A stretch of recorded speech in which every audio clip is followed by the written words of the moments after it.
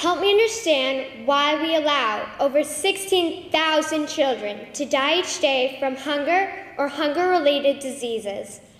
Help me understand why it is acceptable for the 0.1% to control majority of global resources, while 6 million children die of starvation every year.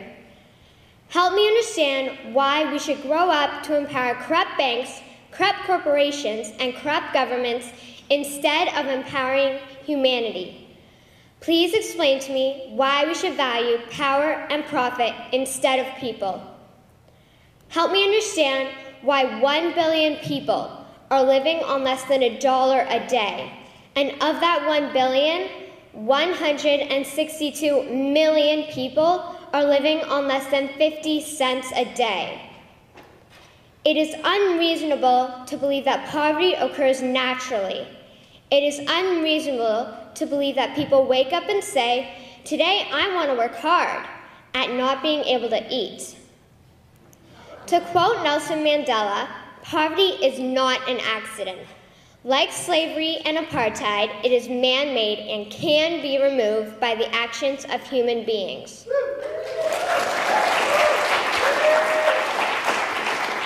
So if poverty is not an accident, then what is causing this pandemic we call poverty? It is the point of this speech to argue that a corrupt and violent group of people, through the use of governments, banks, and corporations, are causing the poverty we are seeing in our world. Allow me to explain how globalized banking is causing poverty, why this should matter to us, and how we can change it. What most of us understand is that extreme poverty occurs when people are not able to procure their basic needs, such as water, food, sanitation, clothing, healthcare, and education. What most of us do not understand is that the reason this type of extreme poverty exists on a global scale is due to the corruption of individuals in our banks, governments, and corporations. How do banks fit into the corruption? They are the credit creators. Nations access this credit, which creates the debt money that will be owed back to the bank. Attached to this debt money is compounded interest. This interest can never be repaid because the only ones allowed to create money is the banks. As a result, an exponentially growing national debt is created in every nation that borrows from these banks. How do governments fit into the corruption? They are the policymakers and the tax collectors.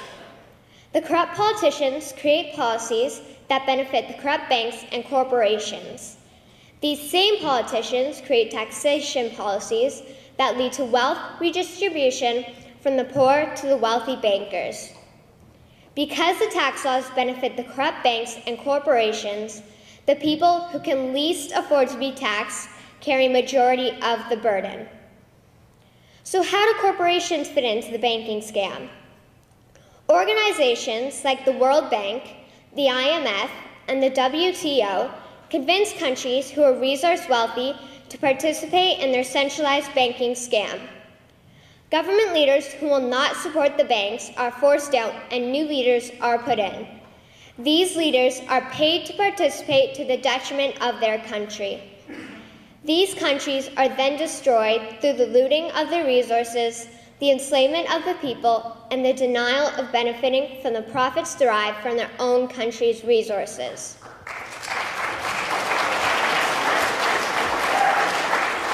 Why should this matter to us?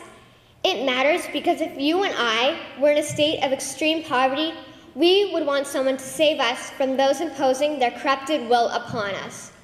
It matters because if we turn our eyes from the injustice, then we will have no excuse when injustice is thrust upon us.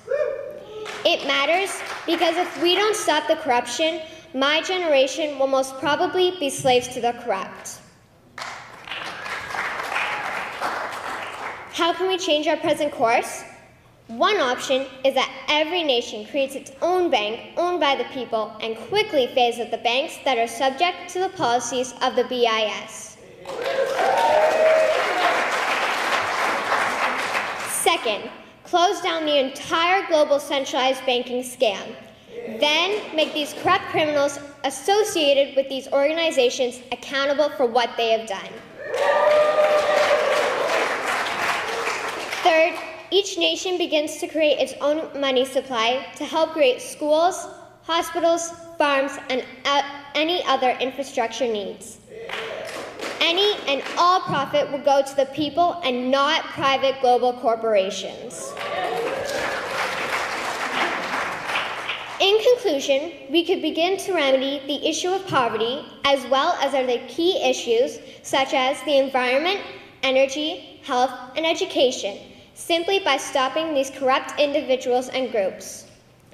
Albert Einstein once said, "The world as we have created it is a process of our thinking.